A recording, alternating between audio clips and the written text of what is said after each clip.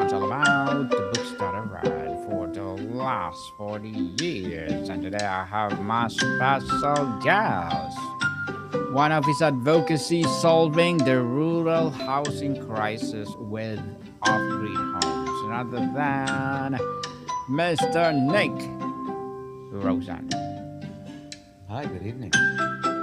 Welcome, Mr. Nick, on Book 101 Review. And can you please introduce more by yourself that I miss?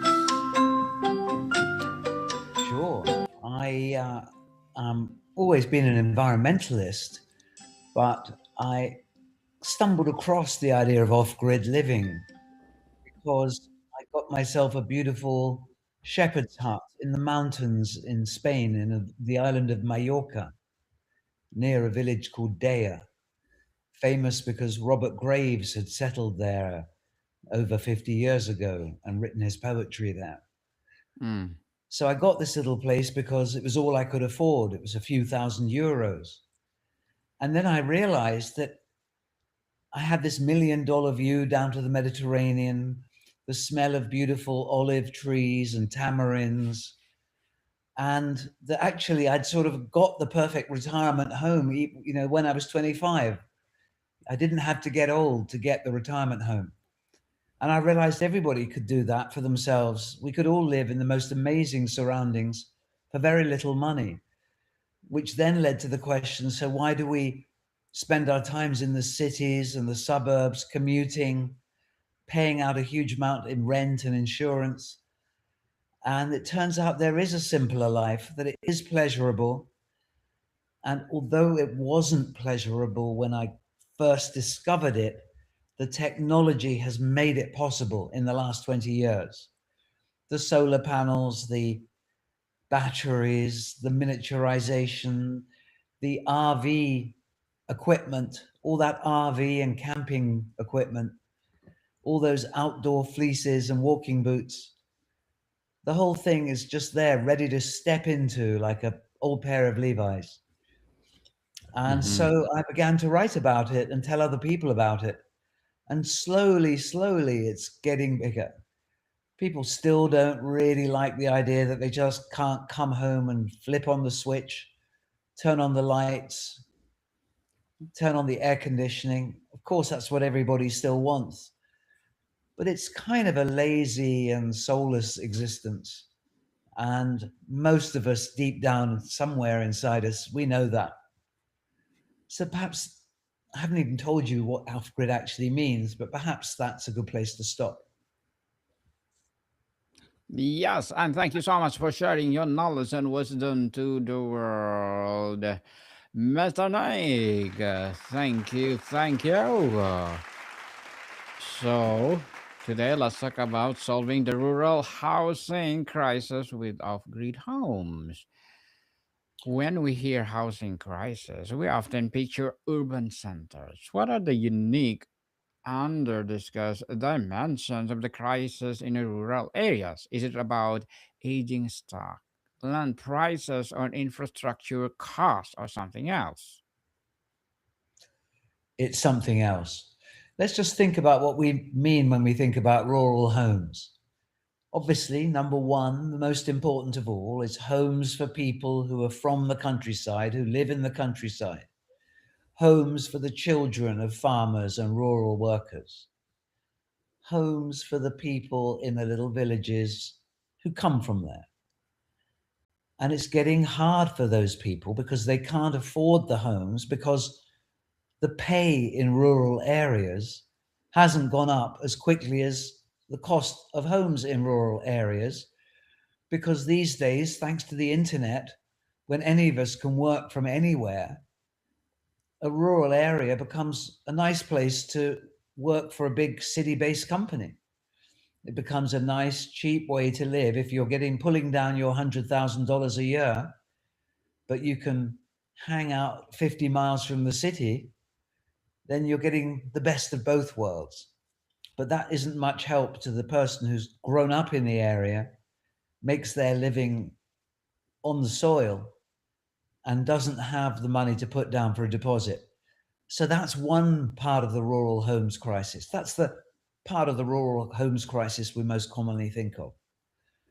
But then there's another part. There is a huge unmet demand from people who live in substandard accommodation in the city that they would love to live in the countryside as well. They would love to combine their online life, get out of town, save money. All of us at some time have had that dream, but they can't. There's no way because there aren't enough homes in the city, in the country, and you're not allowed to build them. You're not allowed to just buy a bit of land in most parts of America or Britain or anywhere else and live on it. You have to get special permission to do that. And it's understandable why that is. It's because otherwise property developers would come along and take all the most beautiful bits of countryside and privatize them and Mm-hmm. remove the food production. And so there's got to be laws against that. But there must, all those clever lawyers and legislators, surely they can come up with some kind of of a distinction between the property developers who are just doing it for the money and the people who are doing it for ecological reasons or because they just want to get out of the rat race. People who are doing it sincerely. And let's take those ecological reasons because the funny thing about living off grid is it is the most low impact way to live on the planet. It's the way that causes the least environmental destruction. It's the way that expends the least amount of carbon, which is causing the climate change and the global warming. So it is a very good thing, according to all the people who believe we should do something about climate change. But yet, those people don't seem to be taking to living off grid. They want to drive around in their cars and visit the country when they feel like it and drive back to the city when they don't. So there's a big problem in the way we look at the city and the country, the way we see rural life as something we can just drive through. But yeah, sure, we'd love to buy a bit of it as well when it comes in handy. So, number one, the people who are actually from the country. Number two, the people who are yearning to get to the country but can't afford it. Number three, and this is one we don't often think about, refugees, migrants, the poor, the dispossessed, the homeless. We've got to do something for them. And at the moment, helping a migrant family or a refugee family or a homeless family in Europe, where families like that get looked after with public money, that costs a huge amount. And Mm-hmm. in America, it has a different kind of cost, which we see on the streets of Minneapolis only yesterday. So rural homes, cheap, small, off-grid rural homes, they could solve that refugee problem as well. And they could solve the problem of the people who live in the country or from the country but can't afford to buy a McMansion. Because you can just, because normally when you build a new home, you think, well, you've got to have electricity, otherwise you can't build a home. So you have to wait for the electricity, for the grid to bring energy to that area before you can build a housing tract. But actually, that's not necessary because using solar panels and batteries and wind turbines and various other technologies, hydroelectric, for example, it is perfectly possible to bring electricity to anywhere you want to be.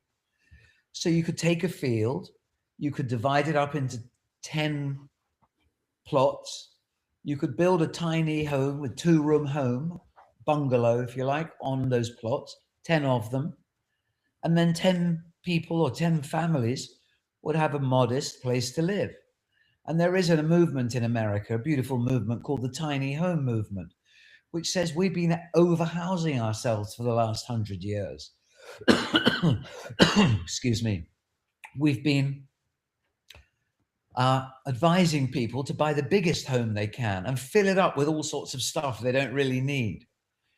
We've been advising people to buy big homes that cost more money to buy, to build, to maintain, and also to heat and to cool. The smaller your house, the cheaper it is to buy, the cheaper it is to heat, the cheaper it is to maintain. So you can see there's a kind of logic to the idea of a small off-grid home. You can understand why you'd have to work just for a few years to afford a home like that. Now, of course, people say, well, it's not practical, it doesn't really work. You know, what happens when you run out of electricity? Well, let me tell you that when you run out of electricity, which will happen in the winter, you know, you'll have perhaps a spare battery for emergencies, but you will run out of electricity. It's actually a lovely feeling. You realize that, you know, the world didn't fall in, the sky didn't fall on your head. It's actually fine to run out of electricity for a while. Obviously, you know, after a couple of days, you might be missing your email, but you'll survive, you know, unless, you know, you've got a kidney machine that you need to plug in, but then obviously you shouldn't be living off grid in the first place. So we've got these different kinds of uh, housing shortage and housing crisis. And I've been working up to this moment of explaining what exactly could happen. What exactly could happen is that for a relatively small amount of money, you can build an energy system in open countryside that will support 500 homes. When I say relatively small, a couple of $1 million, not nothing. But with that couple of $1 million, you can enable 500 homes to be powered, 500 small homes to be built, each one of which maybe cost $25,000 only. So you've got the land, whatever that cost, maybe $5,000 an acre in a nice bit of Kentucky. You've got the energy, a couple of million, 500 homes into $2 million. That's $40,000 a home, or is it $4,000 a home? It's $4,000 a home. So you've got $4,000 for the electricity, 25,000 for actually building the home, another 5,000 for legal and, you know, compliance and stuff. You're only up to 35,000. Then you've got the cost of the land, you know, another 10. So for 45,000, you're in a beautiful surroundings for low money, with your own power, low energy bills going into the future. What's not to like?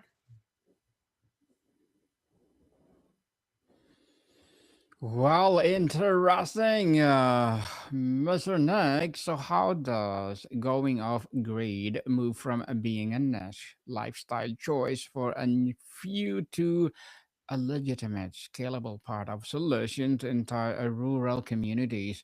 What is the core promise? The key thing is that people don't want to be running their own power station. We've all been brought up to think that energy is not something we should bother with. And by the way, I haven't yet talked about water and waste and where do you go to the toilet and that kind of thing. But when it comes back to energy, how do we build it so that it's for real? The answer is we build it on a large scale. Almost all the off grid communities up until now have been tiny, you know, a few houses, a couple of dozen houses, maybe 100 at the most. But there's no need for it to be that small. So, what we need is we need property developers and community groups to start thinking big, and financiers and mortgage companies. We need everybody to start thinking big. And now is the right time because it is literally only in the last 2 years that this technology has really become ready for prime time. Up until then, batteries were too expensive, solar panels were too inefficient, wind turbines were too noisy and required too much maintenance. But now, thanks to the amazing Chinese industries of solar and battery, these prices are so low that you can actually undercut the cost of the grid. You can actually make the economics of it balance. And it's relatively simple and it doesn't go wrong too often. But imagine a situation you've got 500 homes, each person has paid $35,000 for their home, plus whatever the cost of the land is. Well, you could also afford to pay one person full time whose only job was looking after the energy system and making sure it didn't break down and going and filling up the batteries with energy when they ran low. So the answer is a new kind of economics has got to emerge where somehow the purchase of that land gets financed on a long-term loan, and where enough people come together in some kind of a business model where they're able to manage their technology for themselves. And that's not going to happen overnight. That's going to require slow social advances. And at the moment, I'm not aware of any places in the United States or in Britain where it's happening. But it is happening in other parts of the world, including Pakistan, including Nigeria, where the grid is notoriously unreliable, including South Africa, Sri Lanka, parts of Indonesia. All over the world, people are beginning to take this technology up. Come back in 10 years, and there'll be thousands of little communities of the sort I'm describing. And they're going to be running their own energy instead of relying on the electricity utility. They'll be gathering their own water, either from the stream or from rainwater or from underground boreholes. And they'll be storing that water in big concrete tanks that they've built. And they'll be dealing with their own waste, with their own organic waste, with the food waste. All of that can be used either as compost or to make more energy. And Mm. this isn't new, any of this. It's old technology that has now just got sufficiently good and well integrated so that you can um, rely on it. Rely on it so you can plan your life around it. My own off-grid home, for example, it's about 300 square feet. It's a beautiful, heavily insulated uh, four-window shed in countryside in Devon. It's got a solar panel on the roof. It's got a wood-burning stove, which of course is essential for heating. It's got the rainwater gathering from the roof into big water tanks. And it's got a separate composting toilet, a big hole in the ground. And you sit above that, and then you use the remains as fertilizer a few months later. So, Mr. Nick, what will be your short-term and long-term goals? My short-term and long-term goals. Well, my short-term goal is to try and get people everywhere to persuade their governments, their local government and their national government, to start allowing this to happen by law. Because at the moment, the big energy companies have got a stranglehold on the energy system and energy law. And in Britain, it's not even legal to sell electricity direct to your neighbors. If I wanted to, I could install 100 solar panels on my land. I could install a few batteries, and I could have my own power plant, and I could sell electricity to the neighbors cheaper than the energy company could. But it's not legal. I'd have to get a special license, and I wouldn't be granted that license. So my short-term goal is to get people all over the world to join me. Go to offgrid.net/local energy. Hopefully we can leave that in the comments, and put yourselves on the map, the off-grid map. Tell us that you would like to have an off-grid energy system in your area. And as soon as there's a few people in the same area, we're going to put you together. We're going to help you start your own off-grid energy. So that's the short term.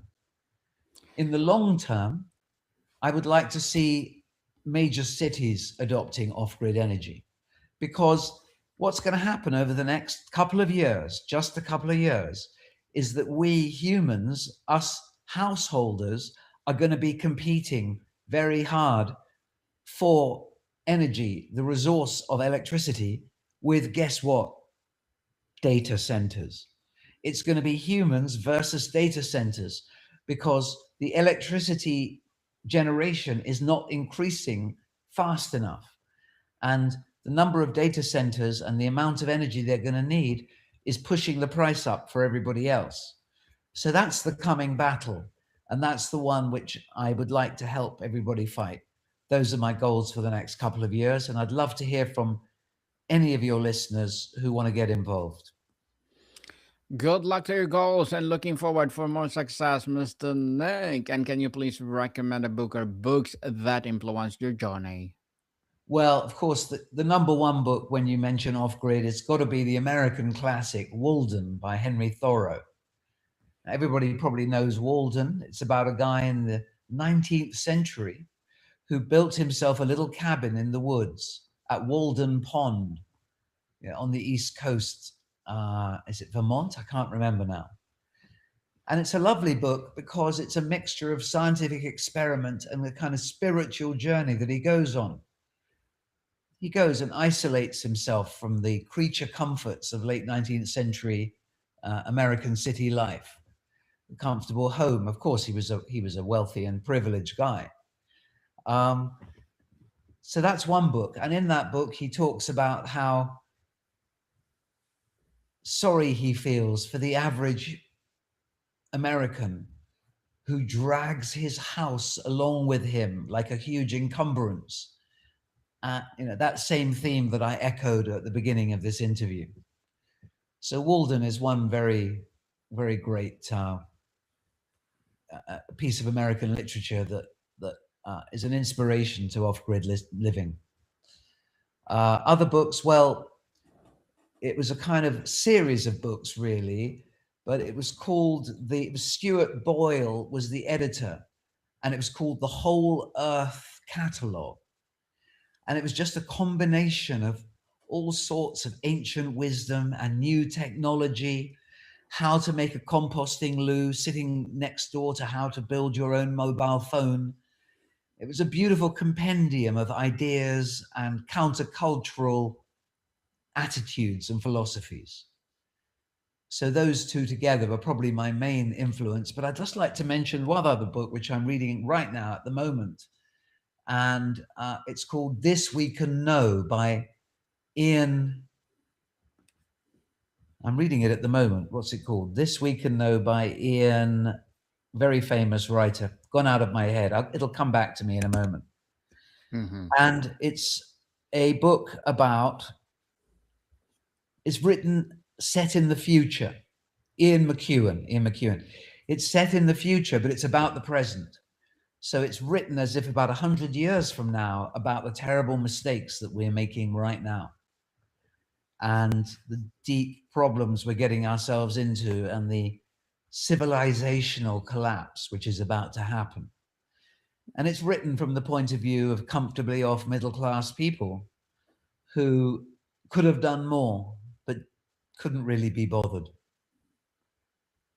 And Well, finally, I'd just like to mention that great yeah. American poet, Gary Snyder. And he Uh-huh. wrote a book, a poem called For the Children or For Our Children. And there's one of my favorite lines in it. It says, find your place on the planet, dig in, and take responsibility from there. And that idea that we're all responsible for the place where we are, that we've all got a duty to get up and make the things that we want to happen, and to stop the things we don't want from happening. Not to sit idly by if somebody builds a brand new data center and blocks out your favorite view. Get together with your neighbors, take responsibility, make sure that your area is the way you want it to be. Yeah, that involves going to boring meetings and signing petitions, but that's democracy. Democracy indeed. So, Mr. Nick, to wrap up our discussion for today, can you please invite our listeners to support your advocacy, your projects, or anything you want to promote on Book 101 Review? And thank you for the recommended books.